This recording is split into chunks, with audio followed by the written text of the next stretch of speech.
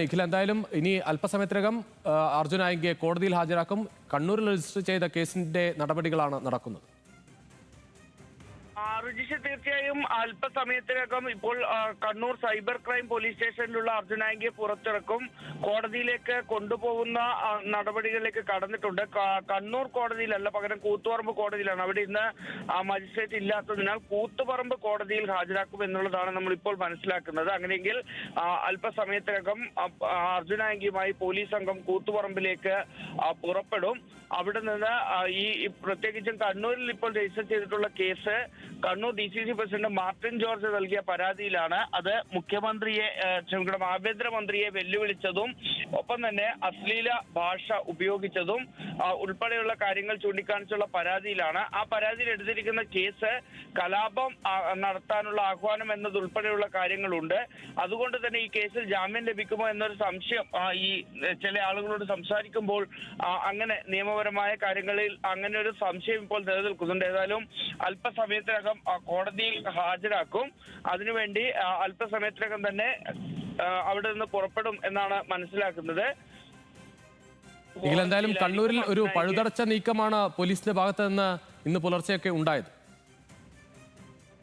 ഒരു സംശയവുമില്ല, പഴുതടച്ച നീക്കം എന്നതിനപ്പുറത്തേക്ക് ഈ അർജുൻ ആയങ്കിയെ ഈ ഒരാഴ്ച പിടികിട്ടാത്തതിന്റെ ഒരു കാരണം ഈ കൃത്യമായി അർജുന് വിവരങ്ങൾ ലഭിക്കുന്നു എന്നുള്ളത് തന്നെയാണ്. കാരണം ഇന്നലെ തളിപ്പറമ്പിലുണ്ട് അർജുൻ ആയങ്കി. 2 ദിവസമായി തളിപ്പറമ്പിലെ ബാറിനോട് ചേർന്ന ലോഡ്ജിൽ അർജുൻ ആയങ്കി ഉണ്ട് എന്ന വിവരം പോലീസിന് ലഭിക്കുന്നു.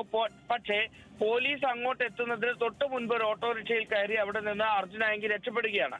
പിന്നീടാണ് സുഹൃത്തിനെ വിളിച്ചു വരുത്തി ആ കാറിൽ കണ്ണൂർ നഗരത്തിലേക്ക് വീണ്ടും വരികയും 2:45 ഈ പറയുന്ന അപ്പാർട്ട്മെന്റിലേക്ക് എത്തുകയും ചെയ്യുന്നത്. അപ്പോൾ ഈ വിവരങ്ങൾ കൃത്യമായി ഈ അർജുൻ ആയങ്കിക്ക് ലഭിക്കുന്ന ഒരു സാഹചര്യം ഉണ്ട് എന്ന് കണ്ടതോടുകൂടി ഈ അന്വേഷണ സംഘം അല്ലെങ്കിൽ ഈ പ്രത്യേക സ്ക്വാഡ് രഹസ്യാത്മകത സൂക്ഷിക്കുന്ന വിധത്തിലേക്ക് മാറുന്നതാണ് പിന്നീട് കണ്ടത്. ഇന്ന് പുലർച്ചെ 2:45 അർജുൻ ആയങ്കി പിടിയിലായി കണ്ണൂർ ടൗൺ സ്റ്റേഷനിൽ എത്തുന്ന 3:15 അടുത്തുള്ള ആ സമയം വരെ ഈ വിവരം ഈ ടീം അംഗങ്ങളല്ലാതെ മറ്റാരും അറിഞ്ഞിരുന്നില്ല എന്നത് തന്നെയാണ് ഏറ്റവും പ്രധാനപ്പെട്ട കാര്യം. പിന്നീട് ടൗൺ സ്റ്റേഷനിൽ എത്തിച്ച് ആദ്യ കമ്മീഷണർ നേരിട്ടെത്തുകയും അവിടെ നിന്ന് വിവരങ്ങൾ മൊഴി അല്ലെങ്കിൽ ചോദ്യം ചെയ്യുകയും ഒക്കെ ചെയ്യുന്നു. അതിനുശേഷമാണ് ഈ സൈബർ ക്രൈം പോലീസ് സ്റ്റേഷനിലെ കേസുമായി ബന്ധപ്പെട്ട നടപടികളിലേക്ക് കടക്കുന്നത്. മെഡിക്കൽ പരിശോധനയ്ക്ക് ശേഷം സൈബർ പോലീസ് സ്റ്റേഷനിലേക്ക് കൊണ്ടുപോയി അവിടെ നിന്ന് അറസ്റ്റ് രേഖപ്പെടുത്തുകയും ചെയ്തു. ഇനിയിപ്പോൾ അതിന്റെ അടുത്ത ഘട്ടം എന്ന രീതിയിലാണ് ഈ കോടതിയിൽ ഹാജരാക്കുന്നത്. ശരി നിഖിൽ, ബെൻസൺ കൂടി ചേരുകയാണ് കണ്ണൂരിൽ നിന്ന്. ബെൻസൺ, കണ്ണൂരിൽ നിന്ന് പുറപ്പെട്ടു തുടങ്ങിയോ പോലീസ്? ഈ ആയങ്കിയുമായുള്ള സംഘം കൂത്തുപറമ്പിലേക്ക് പുറപ്പെട്ടു തുടങ്ങിയോ? എന്താണ് നിലവിലെ സാഹചര്യം?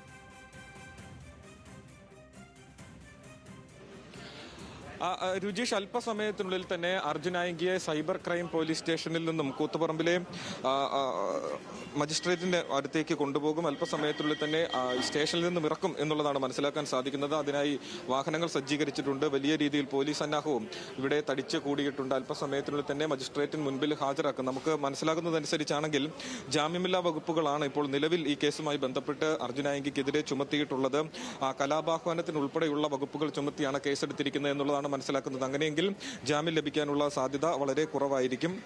ആണെങ്കിലും പൂർണ്ണമായും ഒരു തരത്തിലും പുറത്തിറങ്ങാത്ത രീതിയിൽ അർജുൻ ആയങ്കിയെ പൂട്ടുക എന്നുള്ളത് തന്നെയാണ് പോലീസിന്റെ തീരുമാനം. അതിന്റെ അടിസ്ഥാനത്തിലാണ് കൃത്യമായിട്ടുള്ള നിർദ്ദേശങ്ങൾ പ്രകാരം വകുപ്പുകൾ ചുമത്തുകയും ചെയ്തിട്ടുള്ളത്. നേരത്തെ സൂചിപ്പിച്ചതുപോലെ തന്നെ കണ്ണൂർ DCC പ്രസിഡന്റ് മാർട്ടിൻ ജോർജിന്റെ പരാതിയിലുള്ള കേസിലാണ് ഇപ്പോൾ നടപടിക്രമങ്ങൾ പൂർത്തിയായിക്കൊണ്ടിരിക്കുന്നത്. അത് ആഭ്യന്തരമന്ത്രിയെ അപകീർത്തികരമായി പരാമർശിച്ചു, സമൂഹ മാധ്യമങ്ങളിലൂടെ മോശമായി പരാമർശം നടത്തിയെന്നടക്കമുള്ള കാര്യങ്ങൾ ചൂണ്ടിക്കാണിച്ചുകൊണ്ടായിരുന്നു മാർട്ടിൻ ജോർജിന്റെ പരാതി ഉണ്ടായിരുന്നത്. അതിന്റെ അടിസ്ഥാനത്തിലുള്ള കേസിലാണ് ഇപ്പോൾ കണ്ണൂർ സൈബർ സ്റ്റേഷനിൽ അറസ്റ്റ് രേഖപ്പെടുത്തുകയും തുടർ നടപടികളിലേക്ക് കടക്കുകയും ചെയ്തിട്ടുള്ളത്. ഈ കേസിൽ അല്പസമയത്തുള്ളിൽ തന്നെ കൂത്തുപറമ്പിൽ മജിസ്ട്രേറ്റിന് മുമ്പിൽ ഹാജരാക്കും. മജിസ്ട്രേറ്റിന് മുമ്പിൽ ഹാജരാക്കുമ്പോൾ ജാമ്യം ലഭിക്കുകയാണെങ്കിൽ, ഈ കേസിൽ ജാമ്യം ലഭിക്കുകയാണെങ്കിൽ എറണാകുളത്തുള്ള 3 കേസുകളിൽ ഏതെങ്കിലും ഒരു കേസിൽ അർജുൻ ആയങ്കിയെ കസ്റ്റഡിയിലെടുക്കുകയും എറണാകുളത്തേക്ക് കൊണ്ടുപോവുകയുമായിരിക്കും ചെയ്യുക.